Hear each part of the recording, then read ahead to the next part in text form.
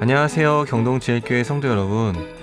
오늘은 구약의 소예언서를 살펴보는 두 번째 시간입니다. 나훔, 하박국, 스바냐, 학개, 스가랴, 말라기를 살펴보겠습니다. 나훔서를 살펴보겠습니다. 저자인 나훔의 이름의 뜻은 여호와는 위로자입니다. 나훔서는 요나서와 동일하게 이스라엘과 유다의 적인 아수르의 수도 니느웨에 대한 예언을 언급하고 있습니다. 요나서에서 니느웨의 회개와 구원을 통하여 하나님께서 지으신 모든 사람에 대한 구원의 뜻을 보여주고 있다면, 나훔서에서는 니느웨의 멸망과 심판을 통하여 악한 자들을 심판하시는 공의의 하나님을 보여주고 있습니다. 나훔서에서 하나님께서는 아수르의 철저한 심판의 이미지를 보여주십니다. 이는 당시의 강대국인 아수르로 대표되는 악인들이 아무리 강한 힘을 가진다 하더라도 악을 행하는 자들은 하나님께서 반드시 심판하실 것이고, 이를 통하여 하나님의 백성에게 위로를 주신다는 메시지를 줍니다. 하박국을 살펴보겠습니다. 하박국의 이름의 뜻은 포옹하다, 껴안다입니다. 그는 기원전 600년경 남유다의 선지자였습니다. 당시 남유다를 다스리던 요시야 왕은 하나님께 돌아가는 계획을 이루었지만 뒤이은 왕들로 이어지면서 하나님을 떠나 타락과 불법이 판을 치게 되었습니다. 하박국서는 이러한 상황 속에서 하박국이 하는 질문과 하나님의 응답으로 이루어져 있습니다. 먼저 하박국은 유다 내에 자행되는 불법에 대해 하나님께서 왜 심판하지 않으시는지 질문합니다. 이에 하나님께서는 하박국에게 유다의 죄악을 심판하시기 위해 바벨론을 예비해 두셨다고 응답하십니다. 그러자 하박국은 유다보다도 더 악한 바벨론을 사용하시는 것이 옳은지 하나님께 다시 질문합니다. 2장에서는 하나님의 응답이 기록되어 있습니다. 사람이 생각하기에는 더디게 이루어지는 것처럼 보일지라도 하나님의 심판은 분명히 임할 것이고, 악인은 그의 죄로 인해 멸망하지만 하나님을 의지하는 의인은 그의 믿음으로 살게 된다는 것입니다. 이러한 하나님의 응답을 들은 하박국은 3장에서 하나님을 찬송하는 것으로 마무리합니다. 하나님께서는 유대의 죄악과 바벨론의 교만함을 넘어서 하나님의 백성이 바라봐야 할 것을 말해주십니다. 그것은 하나님을 믿음으로 사는 삶입니다. 세상을 바라볼 때 죄악과 교만한 모습이 보이지만 오늘도 나를 인도하시는 하나님께 믿음으로 순종하시는 의인이 되시길 바랍니다. 스바냐를 살펴보겠습니다. 스바냐의 이름의 뜻은 여호와께서 숨기신다입니다. 이는 환난의 날에 여호와께 예배하는 자를 숨겨주시는 하나님의 권능에 대한 신뢰를 의미합니다. 스바냐의 중심 사상은 여호와의 날입니다. 스바냐가 활동한 유다왕 요시야 시대에는 율법을 지키는 것과 예배가 회복되던 때였습니다. 하지만 백성들은 비밀리에 우상을 숭배하는 위선적인 태도를 취했습니다. 하나님께서는 이렇듯 거짓된 예배를 드리며 하나님을 무시한 자들에게 심판을 선고하십니다. 스바냐의 결론은 하나님께서 그의 백성을 모으시고 이방 나라들을 벌하시며 이스라엘과 유다를 회복시키는 것으로 마무리합니다. 소예언서의 마지막 세 권은 포로 후기 선지자인 학개, 스가랴, 말라기로 되어 있습니다. 학개와 스가랴를 함께 살펴보도록 하겠습니다. 당시에 중동을 지배하던 바사의 왕 고레스는 칙령을 내려 포로들 중 일부를 귀환시켰습니다. 이것이 1차 포로 귀환으로 이 당시의 선지자 학개, 스가랴가 유다로 돌아왔습니다. 당시 유다 총독이었던 세스바살은 성전 지대는 놓았지만 성전 재건은 반대를 받아서 약 16년간 성전 재건이 중단되고 말았습니다. 이후 다리오 2년에 하나님께서는 학개, 스가랴를 사용하셔서 유대인들에게 성전을 짓도록 촉구하셨습니다. 학개, 스가랴는 비슷한 시기에 설교를 통하여 영적으로 무너진 유다 지도자들과 백성들에게 성전 건축을 독려하였습니다. 학개는 성전 재건에 동참하지 않은 것에 대해 말씀을 전했다면, 스가랴는 성전 공사를 계속할 열정을 상실해버린 이스라엘에게 선조의 악행을 반복하지 말고 하나님과 밀착된 삶을 살 것을 요청합니다. 학개와 스가랴의 선포에 이스라엘은 성전 재건에 헌신하였고 기원전 516년에 성전을 완성하였습니다. 학개와 스가랴의 구조를 살펴보겠습니다. 먼저 학개는 4편의 설교로 구성되어 있습니다. 처음 2편의 설교는 성전 재건을 독려하는 설교이고, 세 번째는 하나님의 축복을 약속하는 설교입니다. 마지막 4번째는 메시아의 예표로 스룹바벨에게 하신 설교를 담고 있습니다. 스가랴는 크게 두 부분으로 나누어 볼 수 있습니다. 1장에서 8장까지 8개의 환상과 설교를 통해 성전을 재건한 자들에게 용기를 주었습니다. 9장부터 14장까지는 메시아에 대한 예언으로 남은 자들에게 메시아 왕국의 승리와 영광을 알려주었습니다. 말라기를 살펴보겠습니다. 말라기가 예언한 때는 학개와 스가랴가 예언한 이후입니다. 하나님의 성전에 영광이 임하리라는 학개의 예언은 성취되지 않았고 백성들은 신앙적 회의와 탄식에 잠겨 있었습니다. 제사는 형식적인 것이 되어버렸고 멸종도 다 사라져버렸습니다. 하나님께서는 말라기 선지자를 통해 백성들에게 6개의 질문과 답변을 제시하셨습니다. 말라기는 표제와 결론 사이에 6개의 논쟁으로 이루어지는 구조를 가집니다. 이 논쟁은 하나님이나 선지자가 주장을 하면 이어서 그러나 너희는 이르기를 이라는 패턴의 반론이 이어지고 이에 대해 하나님과 선지자가 더 충분한 근거로 반론을 통해 대답하는 구조를 가집니다. 내용은 크게 두 부분으로 나눠 볼 수 있는데 전반부는 1장에서 3장으로 하나님과의 단절을 야기시킨 이스라엘의 타락을 다루고 있으며 후반부는 4장으로 하나님과의 관계 회복을 다루고 있습니다. 말라기는 구약성경의 마지막 예언을 기록하며 이는 앞으로 다가올 영적 암흑기를 할 수 있는 신구약 중간기를 준비하는 역할을 합니다. 특별히 메시아의 길을 예비할 세례요한의 출현을 예고함으로써 구약과 신약의 연결점을 제시하고 있습니다. 지금은 타락한 이스라엘이지만은 회개하고 돌이킨다면 마지막 여호와의 날에 회복시킬 것이라는 예언으로 마무리하고 있습니다. 바이블 프로젝트 영상을 보시겠습니다. 나훔서. 이 짧은 예언서는 이스라엘의 가장 큰 압제자였던 고대 아수르 제국과 그 수도인 니느웨의 몰락을 선포하는 시 모음집입니다. 아수르는 세계 최초의 대제국 중 하나로서 이스라엘까지 영토를 넓혀 결국 북왕국을 멸망시키고 그곳 주민들을 포로로 끌고 갔는데요. 아수르 군대의 폭력성과 파괴력은 세계에 유례가 없을 정도였습니다.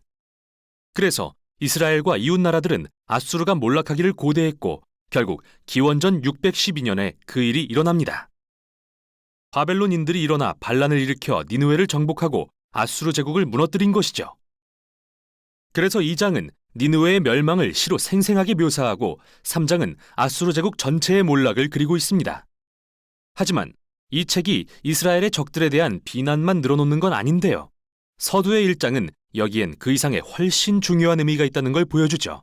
이 책은 하나님의 영광이 강렬하게 묘사되는 한 편의 시로 시작합니다. 이는 앞에 나온 미가서가 시작되는 방식이나 다음에 나올 하박국서가 끝맺는 방식과 유사한데요. 전능하신 창조주 하나님이 열방에 맞서 그들의 악함을 심판하실 것임을 묘사하고 있죠. 또한 이 시는 출애굽기 34장의 금송아지 사건에서 하나님이 자신을 스스로 묘사하셨던 유명한 구절을 인용하면서 시작합니다. 여호와는 노하기를 더디하시며 권능이 크시며 벌받을 자를 결코 내버려 두지 아니하시느니라. 그리고 이 시의 나머지 부분은 오만하고 폭력적인 민족들과 신실한 하나님의 남은 자들의 운명을 오가며 대조하죠. 하나님은 모든 오만한 제국들을 치실 때 그분 앞에 겸손하게 낮추는 자들을 위해 피난처를 제공하실 것입니다. 여기 정말 흥미로운 사실이 있는데요. 이 책이 오직 아수르에 대한 이야기 같지만 사실 나훔은 1장 어디에서도 니느웨나 아수르를 언급하지 않는다는 겁니다. 그리고 그는 사악한 자들의 멸망을 묘사할 때 바벨론의 멸망에 대한 이사야의 말을 인용하는데 이는 역사상 훨씬 나중 일이죠. 뿐만 아니라 나훔은 악한 자들의 멸망이 하나님의 백성 중 남은 자들에게 좋은 소식이라고 설명하는데요. 이건 이사야의 바벨론의 멸망에 대한 기쁜 소식을 직접적으로 암시하는 것이죠. 지금까지 나온 1장의 모든 세부 내용들이 어우러져 한 가지 핵심으로 귀결되는데요. 나훔은 니느웨가 몰락하는 모습을 예로 들어 어떻게 하나님이 역사의 모든 시대에 일하고 계시는지 보여줍니다. 하나님은 오만하거나 폭력적인 제국들을 영원히 용인하진 않으신다는 걸 말이죠. 이런 면에서 나훔의 가르침은 다니엘의 그것과 매우 비슷합니다. 아수르는 폭력적인 제국들의 긴 역사 중에 한 자리를 차지하고 있습니다. 그리고 니느웨의 운명은 모든 시대에 폭력적이고 오만한 자들을 꺾으시겠다는 하나님의 약속을 상기시켜줍니다. 1장의 이러한 관점으로 이 책은 다시 한번 아수르에 초점을 맞춥니다. 그래서 2장에서는 니느웨 전투와 그 도시가 전복되는 과정을 단계별로 묘사합니다. 먼저 최전선의 바벨론 병사들의 모습이 나타나고 다음으로 거리를 휩쓰는 병거들의 모습이 등장합니다. 그러고 나서는 성벽이 부서져 혼란에 빠진 도시의 모습이 묘사되고 니느웨 사람들이 학살되고 도시가 약탈되는 모습이 뒤따릅니다. 3장은 도시의 몰락이 제국 전체에 야기한 결과를 계속해서 묘사합니다. 나훔은 3장을 시작하며 무고한 자들의 피로 세워진 도시에 화 있을진저라고 선포하는데요. 이로써 우리는 아수르를 성공하게 했던 토대 자체가 불의로 세워진 것이었음을 보게 되죠. 결국 그들의 폭력이 자멸의 씨앗을 뿌렸고 아수르는 바벨론에 의해 무너지고 맙니다. 이 책은 멸망한 아수르 왕을 비웃는 것으로 끝을 맺는데요. 그는 치명적인 부상으로 고통받고 있지만 한때 그가 억압했던 어떤 나라에서도 그를 도우러 오는 자가 없고 오히려 그의 몰락을 노래하며 기뻐할 뿐입니다. 그리고 책은 이렇게 끝이 나죠. 참 우울한 책이죠. 그러나 중요한 점은 나훔서는 모든 시대에 반복되는 인간의 폭력과 억압이라는 비극적인 악순환을 다루고 있다는 것입니다. 인간의 역사는 스스로를 높이고 폭력으로 자신들이 원하는 것을 탈취하고 그 결과 무고한 자들을 죽인 민족과 나라들로 가득한데요. 나훔은 아수르와 바벨론을 예로 들어 하나님은 이를 애통해 하시며 무고한 자들의 죽음에 마음을 쓰신다는 것을 알려줍니다. 또한 그분의 선하심과 공의로 결국은 모든 압제하는 나라들을 멸망케 하신다는 것도요. 따라서 악에 대한 하나님의 심판은 좋은 소식입니다. 물론 여러분이 아수르가 아니라면 말이죠. 이제 다시 1장에 나오는 시의 결론 부분으로 돌아가 보겠습니다. 이 시는 여호와는 선하시며 환난 날의 피난처이시라. 그는 자기에게 피하는 자들을 보살피시느니라 라고 말합니다. 이 짧은 책은 모든 독자들을 초대해 하나님의 공의 앞에 겸손하게 만들고 하나님이 어느 시대 어디에서나 모든 압제하는 자들을 무너뜨리실 것을 믿도록 해줍니다. 그분의 때에 말이죠. 이것이 바로 나훔서의 가르침입니다. 하박국서. 하박국은 남유다 왕국의 마지막 시기를 살던 선지자로서 이때는 불의와 우상숭배가 가득한 시대였습니다. 그는 바벨론의 위협이 점점 커져가는 것을 보았는데 그건 누구에게도 기쁜 소식이 아니었죠. 그러나 다른 선지자들과 달리 하박국은 이스라엘을 질책하지 않고 심지어 백성들에게 하나님을 대언하지도 않는데요. 오히려 그의 목소리는 개인적으로 하나님만을 향해 있습니다. 그리고 이 책은 하박국 개인의 갈등을 다룹니다. 세상이 악과 비극으로 가득할지라도 하나님은 여전히 선하시다는 것을 믿기 위한 그의 내면의 여정인 셈이죠. 그래서 하박국서의 표현은 사실 애통의 시로서 시편에 나오는 애가들과도 매우 비슷한데요. 시인은 하나님께 불만을 제기하면서 하나님께서 이 세상에 만연한 고통과 불의에 주목하시고 무언가 해주시기를 간구합니다. 사실 이와 같은 애가의 특징을 아는 것이 이 짧은 책의 구성과 메시지를 이해하는 핵심입니다. 1장과 2장은 하박국과 하나님 사이에 서로 주고받는 논쟁으로 이루어져 있는데요. 선지자가 두 가지 불만을 제기하고 하나님은 이에 대해 두 개의 답변을 주십니다. 그의 첫 번째 불만은 이스라엘에서의 삶이 끔찍해졌다는 것입니다. 토라를 등한시하여 폭력과 불의가 만연하지만 이스라엘의 부패한 지도자들은 이것을 용인하고 있습니다. 그래서 하박국은 하나님께 무언가 해주시라고 부르짖으며 요청하지만 아무런 변화도 없어 보이죠. 그런데 그때 갑자기 하나님께서 대답하십니다. 하나님은 자신의 백성 이스라엘이 부패했음을 잘 알고 계신다고 하시며 바벨론 군대를 일으켜 이스라엘을 공의로 심판하실 것이라고 말씀하시는데요. 미가서나 이사야서의 내용과 매우 비슷하게 하나님은 이스라엘의 불의와 악함으로 인해 이 참혹한 제국이 그들을 삼키게 하겠다고 하십니다. 그러나 하박국은 이 답변에 동의할 수 없습니다. 그래서 두 번째 불만사항을 제기하죠. 그는 바벨론이 이스라엘보다 더 악하고 더 부패했고 더 폭력적이며 자신들의 군사력을 신격화하면서 사람들을 동물처럼 취급한다고 항변합니다. 마치 어망의 물고기처럼요. 그들은 자신의 제국을 구축하기 위해 다른 나라와 민족들을 삼키는 자들이라고 말이죠. 그래서 하박국은 어떻게 거룩하고 선하신 하나님께서 그렇게 부패한 나라를 역사 가운데 그분의 도구로 쓰실 수 있냐며 설명을 요구합니다. 실제로 그는 자신을 성루에 서서 하나님의 대답을 기다리는 파수꾼으로 묘사하는데요. 대답이 임합니다. 하나님은 하박국에게 판과 끈을 가져와 그가 보고 듣는 것을 기록하라고 하시죠. 이것은 미래의 정해진 때에 관한 묵시로서 비록 더딜지라도 지체되지 않고 반드시 이루어질 것입니다.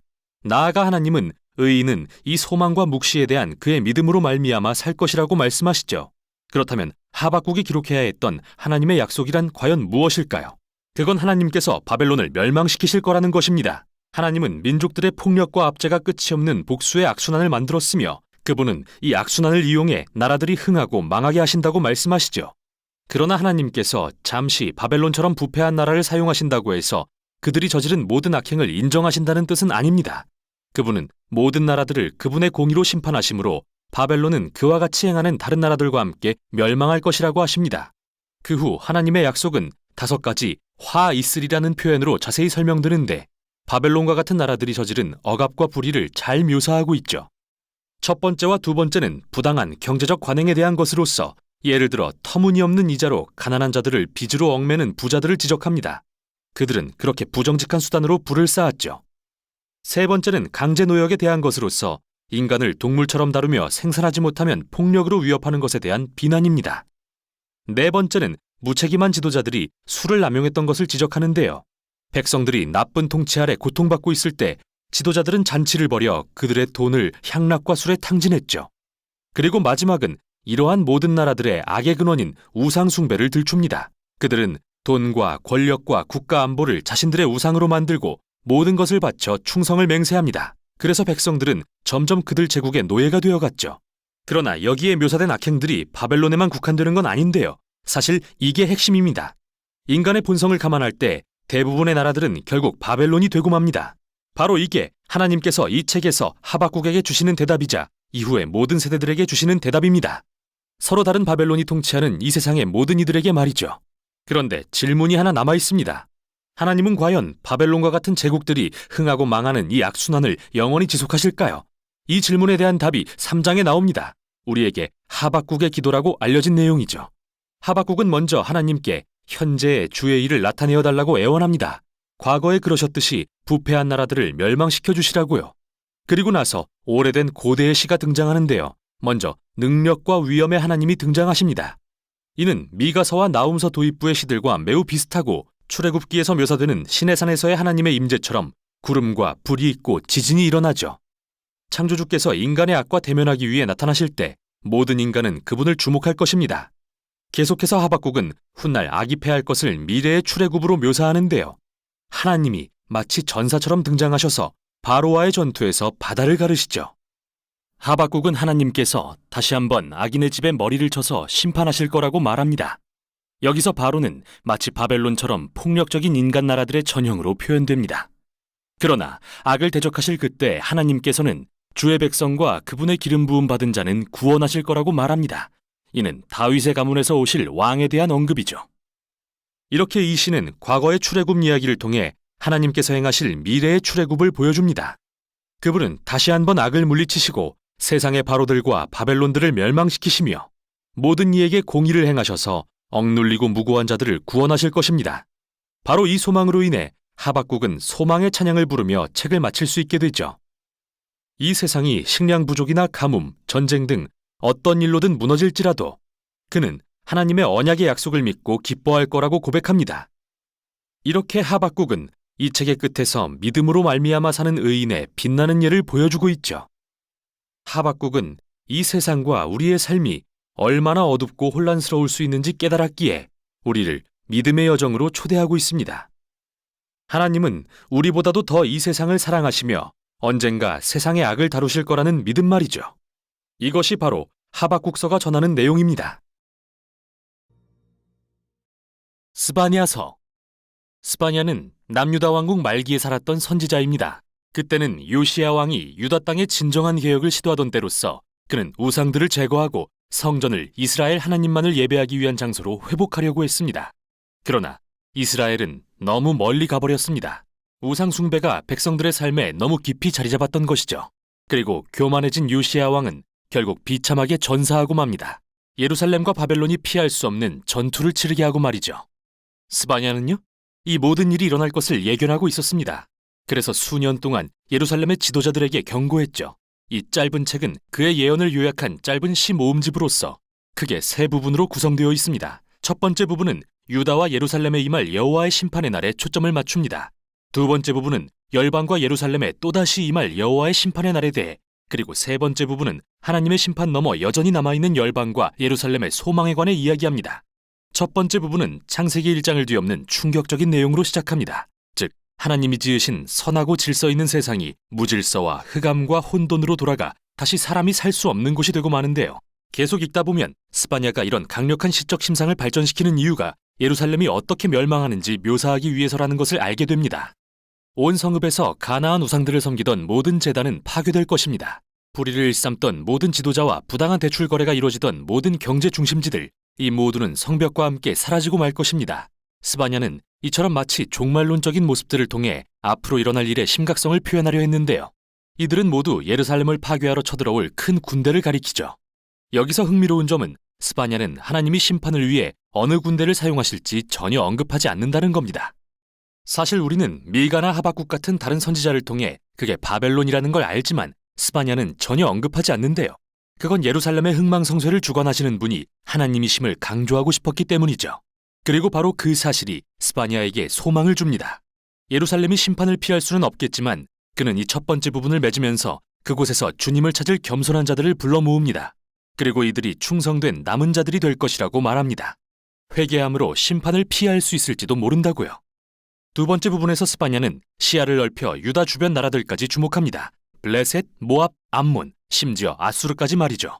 그는 그들 모두의 부패와 폭력과 교만을 질책하면서 그들 역시 모두 바벨론 앞에 멸망할 것이라고 예언합니다. 그리고 충격적인 사실은 이 부분 마지막에 예루살렘의 이스라엘 백성도 포함된다는 건데요. 이스라엘 지도자들과 선지자들, 그리고 제사장들이 너무나 부패하고 폭력적이며 하나님으로부터 멀어져 있어서 하나님은 그들을 더 이상 그분의 백성으로 여기지 않으시죠. 그 후 이 부분은 하나님의 마지막 결정으로 끝이 나는데요. 하나님은 예루살렘을 비롯한 모든 나라를 모아 그분의 불타는 진노를 쏟으시겠다고 하십니다. 하나님의 공의는 이렇게 소멸하는 불이 되어 온 땅의 악을 삼킬 것입니다. 정말 강렬한 표현이죠.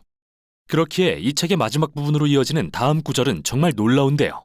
우리는 여기서 하나님의 심판에 타는 불이 사람들을 멸망시키기 위한 게 아니라 오히려 열방을 정결하게 하시기 위한 것임을 발견하게 됩니다. 예루살렘까지도 말이죠. 마지막 부분은 하나님께서 반역하는 나라들을 치유하고 변화시켜서 한 가족이 되게 하시겠다는 말씀으로 시작합니다. 정결하게 된 그들은 악으로부터 돌이켜 여호와의 이름을 부를 것입니다. 이 모습들은 하나님께서 아브라함에게 하신 약속의 성취를 암시합니다. 창세기 12장에서 모든 민족이 그로 인해 복을 얻을 것이라 하신 약속 말이죠. 예루살렘도 포함해서요. 이 책의 결말은 모든 민족 가운데서 예루살렘이 회복되는 것에 초점을 맞춥니다. 하나님은 회복된 이 도성에서 하나님의 자비로 인해 낮아지고 변화된 신실한 남은 자들과 함께 거하시며 그들에게 노래하며 기뻐하라고 하십니다. 이어서 스바냐는 놀랍게도 하나님도 노래하고 싶어 하시는 시인이라고 묘사합니다. 너의 가운데에 계시며 너로 말미암아 즐거이 노래하며 기뻐하시리라 라고 말이죠. 이 책의 마지막 시는 하나님께서 버림받고 가난하며 상처 입은 자들을 그분의 가족으로 불러 높은 자리에 앉히시는 매우 인상적인 모습으로 마무리됩니다. 이 책은 이렇게 끝이 납니다. 스바냐서, 이 짧은 책은 모든 선지서들이 말하는 하나님의 공의와 사랑을 매우 강렬한 모습으로 표현하고 있습니다. 하나님의 공의는 이 세상을 인간의 악과 폭력의 공포로부터 보호하고 구하시려는 그분의 열정과 관련이 있는데요. 하나님은 인간이 서로에게 그리고 그분의 세상에 행하는 끔찍한 일들을 용납하지 않으십니다. 하지만 심판으로서 이 세상을 회복시키고 사람들이 안전과 평화 가운데 번성할 수 있게 하시는 것은 바로 그분의 사랑 때문이죠. 그래서 스바냐는 공의와 사랑이라는 하나님의 성품의 두 측면을 모두 붙들도록 우리를 이끕니다. 그리고 우리로 하여금 이 두 가지가 함께 세상의 소망을 품고 있음을 발견하기를 원합니다. 이것이 바로 스바냐서가 전하는 내용입니다.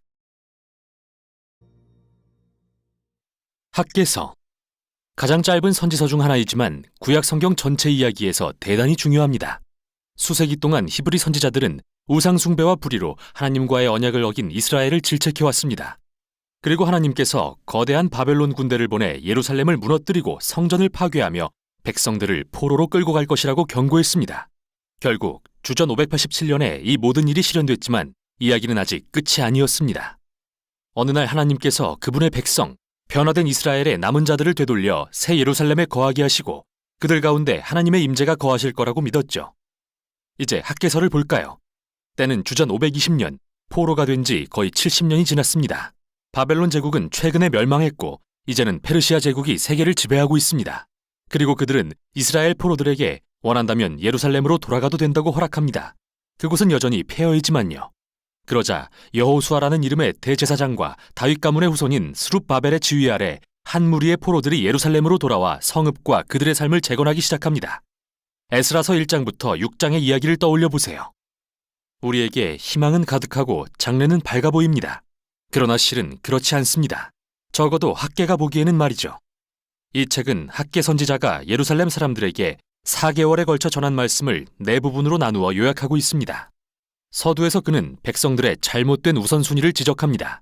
네, 물론 그들은 예루살렘으로 돌아왔죠.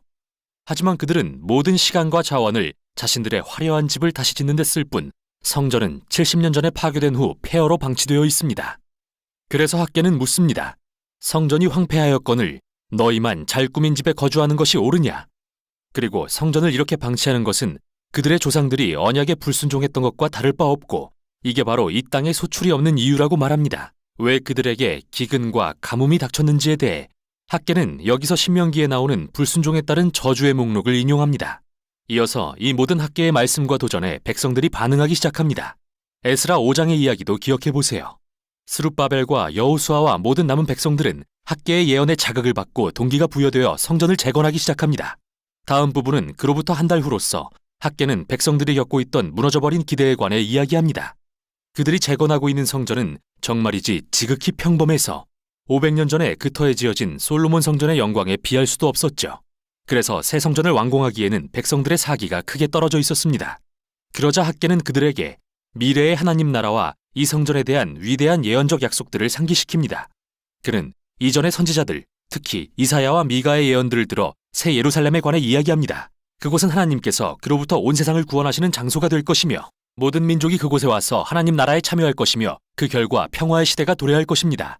그래서 이 성전은 미래에 대한 하나님의 계획에 핵심적인 역할을 하는 것이죠. 이렇게 학계는 백성들에게 상황은 실망스러울지라도 희망을 품고 일하자고 촉구합니다. 세 번째 부분은 그로부터 2달 후로서 언약에 신실할 것에 대한 학계의 당부입니다. 그는 제사장들과 의식적 정결에 대한 대화를 나누는데요. 레위기에 나오는 모든 주요 개념들을 기억해 보세요. 그는 만일 시체를 만져서 부정해지거나 죽음으로 인해 더럽혀진 어떤 사람이 가서 음식을 만지면 그 음식도 부정해지냐고 묻습니다. 레위기를 잘 아는 제사장들이 그렇다고 대답하자 그는 이것이 바로 그들의 손으로 성전을 재건하는 이스라엘 백성의 모습이라고 설명합니다. 만일 지금의 세대가 스스로 겸손하여 불의와 무관심에서 돌이키지 않는다면 새 성전을 포함해 그들의 손으로 짓는 모든 것들 역시 부정해질 것이라고 말이죠. 학계는 오직 진정한 회개와 언약에 대한 신실함이 있어야만 그들의 노력을 통해 하나님의 나라와 복이 임할 것이라고 도전합니다. 그런 의미에서 이스라엘의 미래는 그들의 손에 놓여 있습니다. 하나님은 그분의 백성이 신실할 것을 갈망하십니다. 여기서 학계가 포로 세대에게 선택을 요구하는 모습은 모세가 약속의 땅에 들어가기 전 광야 세대에게 도전했던 상황과 매우 비슷한데요. 그들의 순종은 하나님의 복과 성공으로, 불순종은 파멸로 이어질 것입니다. 이 책의 결말에 이르러 학계는 하나님 나라에 대한 미래의 소망을 요약합니다. 하나님은 새 예루살렘을 그분의 영광스러운 나라의 중심으로 삼으시고 그곳으로부터 모든 민족의 악을 대적하여 물리치실 것입니다. 학계는 백성들에게 바로의 군대가 패했던 출애굽기 이야기를 상기시킵니다. 하나님은 이제 다윗에게 주신 약속을 성취하고 그의 가문에서 왕을 세우실 것입니다. 학계의 시대에 이는 스룹바벨로 대표되죠. 이렇게 이 책은 밝은 미래에 대한 희망찬 내용으로 끝이 납니다. 여기서 질문이 있습니다. 학계의 세대는 하나님 앞에 신실했을까요? 그들이 이 모든 약속의 성취를 경험하게 될까요? 그리고 스룹바벨, 그는 신실했을까요? 결국 그가 메시아 왕으로 밝혀질까요? 이에 대한 답을 찾으려면 마지막 2권의 선지서인 스가랴서와 말라기서까지 계속 읽어보시기 바랍니다. 그러나 이 짧은 책은 모든 세대의 하나님의 백성들에게 주어진 위대한 도전을 우리 앞에 제시합니다. 우리의 선택은 정말 중요하다는 것, 그리고 하나님의 백성들의 신실함과 순종은 하나님이 이 세상에서 그분의 목적을 이루어 가시는 방법이라는 것. 따라서 이 놀라운 사실은 하나님의 백성들이 그분의 나라가 오기를 고대하며 겸손해야 할, 그리고 행동해야 할 이유가 되는 것입니다. 이것이 바로 학계서가 전하는 내용입니다. 스가랴서. 이 책은 바벨론 포로 생활이 끝나고 예루살렘으로 돌아온 후를 배경으로 합니다. 우리는 에스라서에서 스가랴와 학계가 백성들에게 성전을 재건하고 하나님의 약속들이 성취되는 것을 기대하게 하고 동기부여하는 모습을 보았습니다. 그리고 오래전 예레미야 선지자는 이스라엘의 포로 생활이 70년간 지속되지만 그 후에는 하나님의 임재가 새 성전에 회복되고 하나님의 나라와 메시아의 통치가 모든 민족에 임할 것이라고 예언했죠. 이 책의 서두에 나오는 날짜들은 바로 그 70년이 거의 다 찼다는 것을 보여줍니다. 그러나 돌아온 고국에서의 삶은 힘겨웠고 이 약속들은 하나도 실현될 것 같지 않았습니다. 왜일까요? 스가랴서는 바로 그 이유에 관해 설명합니다. 이 책은 꽤 명확한 구조로 되어 있습니다. 도입부에서 전체적인 어조를 설정한 뒤 스가랴가 꿈에서 본 많은 환상이 소개되고 7장과 8장에 이르러 결론을 맺습니다. 그리고 다음에 나오는 두 부분 역시 많은 시와 예언으로 이루어져 있습니다. 그럼 이제 이 책의 구성을 자세히 살펴보겠습니다. 첫 부분은 스가랴가 동시대인들에게 던지는 도전의 말씀으로 시작됩니다. 하나님께로 돌아오라. 너희 조상들을 본받지 말라. 그들은 반역하여 이전 선지자들의 말을 듣지 않아 결국 포로가 되지 않았느냐. 그러자 귀현한 포로들은 스가랴의 말에 귀 기울이면서 회개하고 하나님 앞에 겸손히 나아갑니다.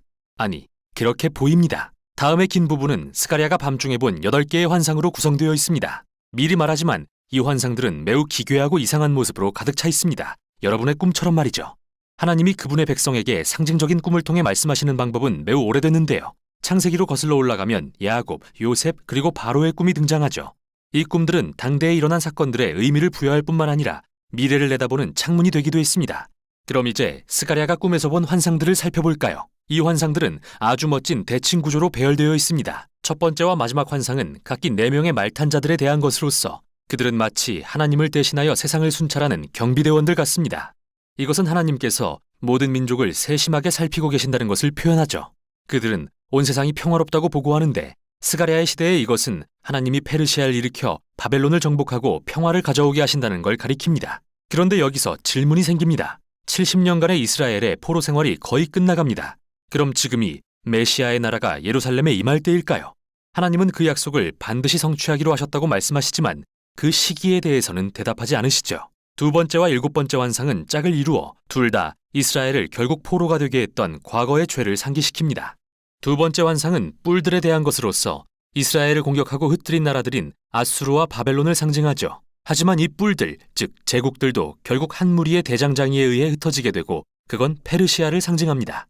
7번째 환상은 광주리 안의 한 여인에 대한 것으로서 이 여인은 이스라엘이 수세기 동안 언약에 불순종했던 것을 상징한다고 전해지는데요. 이내 그녀는 학과 같은 날개로 바람을 일으키는 2명의 여인에 의해 바벨론으로 옮겨집니다.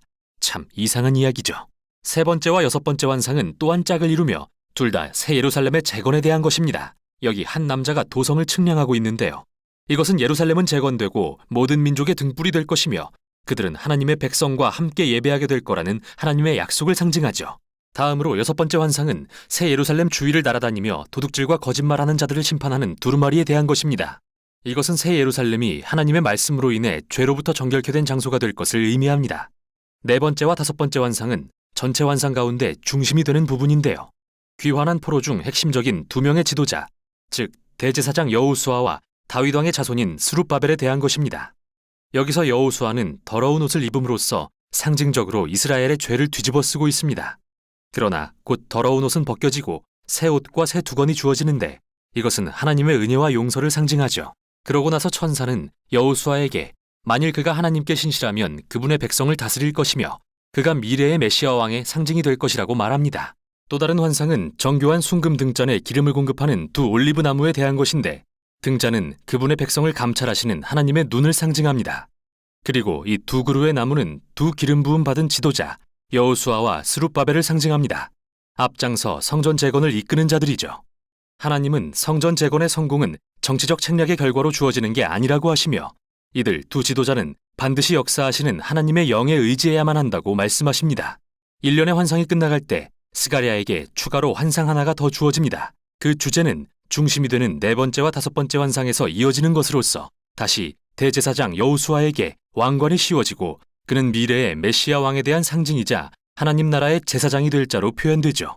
그러고 나서 스가랴는 이 모든 환상의 성취는 오직 이 세대가 하나님께 신실하고 언약의 규례에 순종할 때에만 가능하다고 말하며 이 부분을 마무리합니다.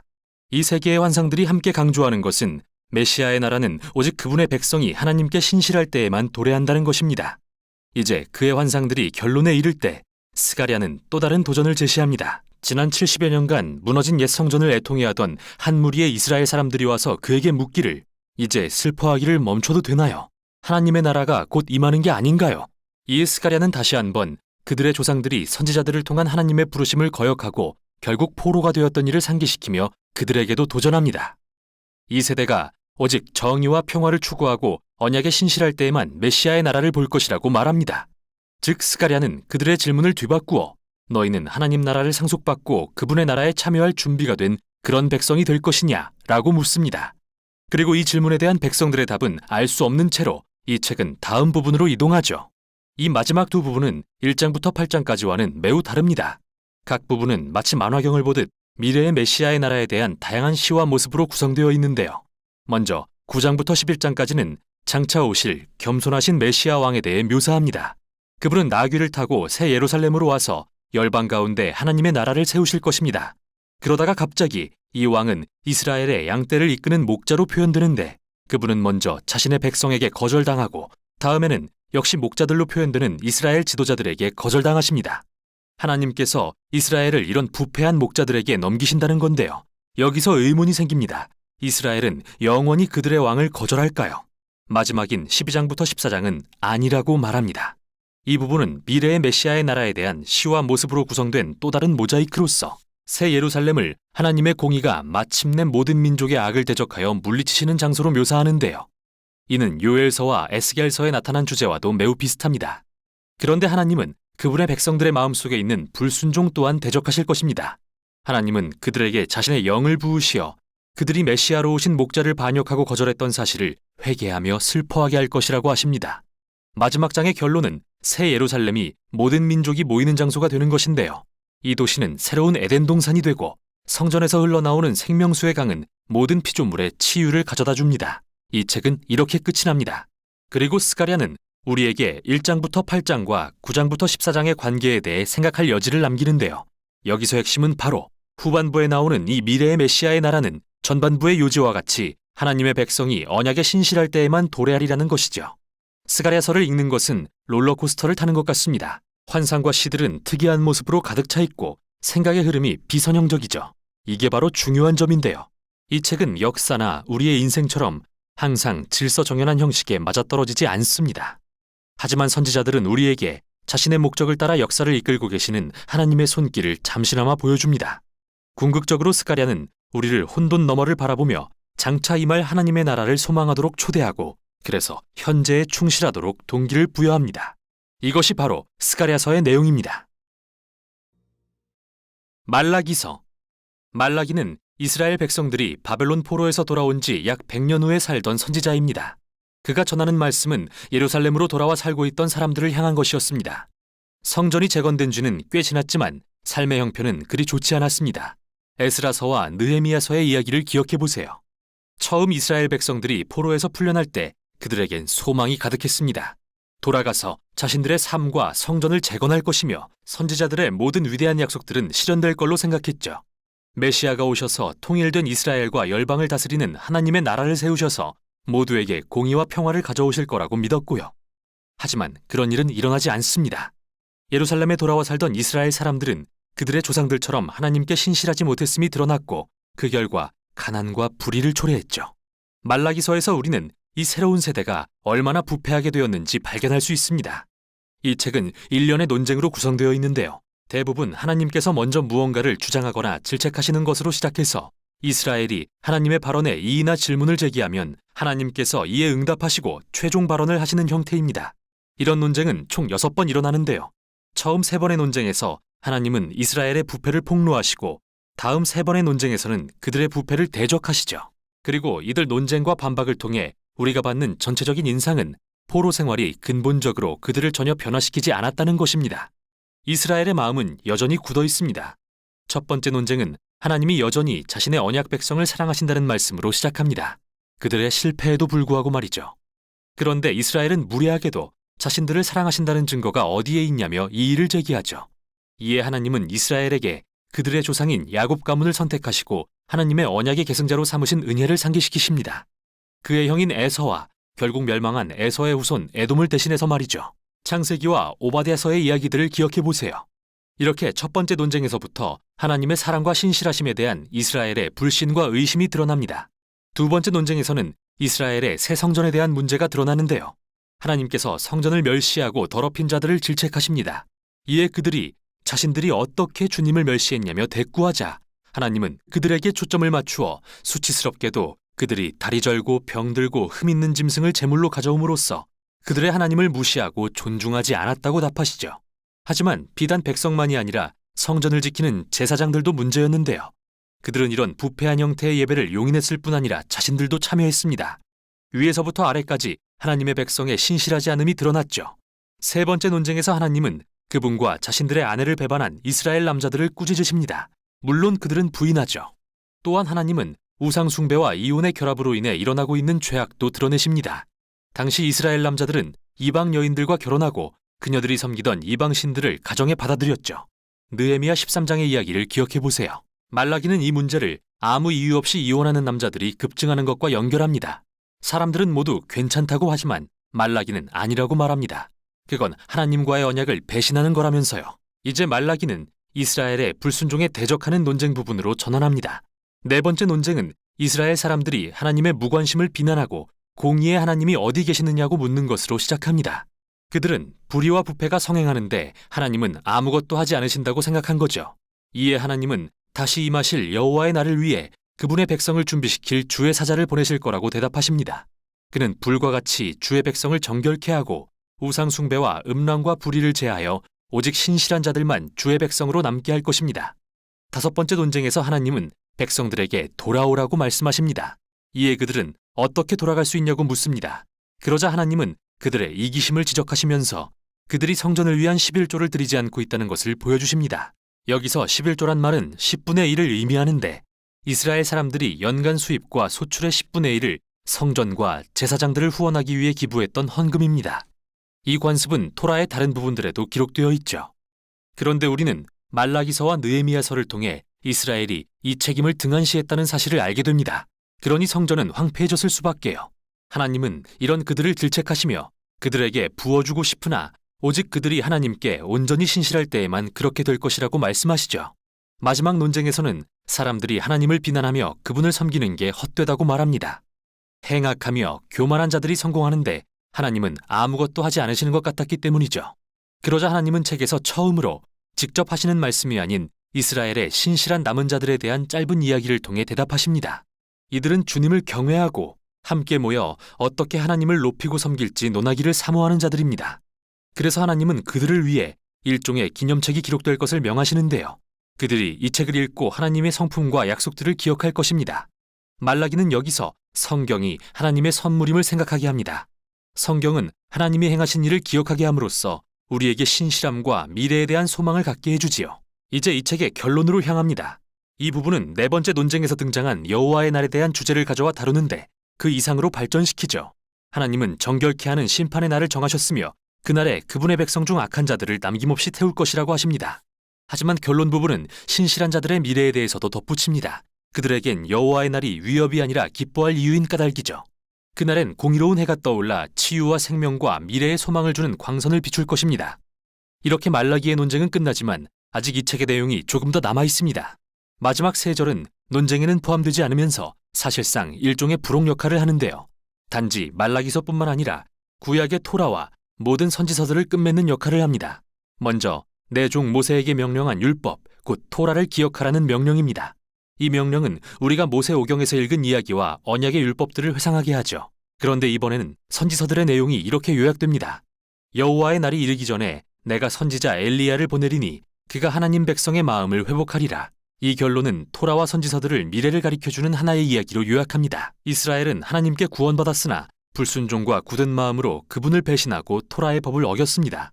그러나 성경은 미래의 어느 날 하나님이 새로운 선지자 모세 그리고 하나님의 백성을 회복하고 그들의 굳은 마음을 치유하실 새로운 엘리야를 보내실 것이라고 합니다. 신명기와 예레미야서, 에스겔서의 모든 약속들을 기억해 보세요. 이 끝맺는 부록은 성경을 우리가 읽고 묵상하고 붙들고 기도해야 할 하나님의 선물로 소개합니다. 성경은 인간의 본성과 우리의 이기심 그리고 우리의 죄에 대한 진실을 이야기하지만 하나님의 약속 또한 선포합니다. 언젠가 그분은 사자를 보내신 후 직접 오셔서 악을 대적하고 그분의 백성을 회복하며 공의로 치유하실 것입니다. 이것이 바로 말라기와 토라 그리고 모든 선지서가 전하는 미래의 소망입니다.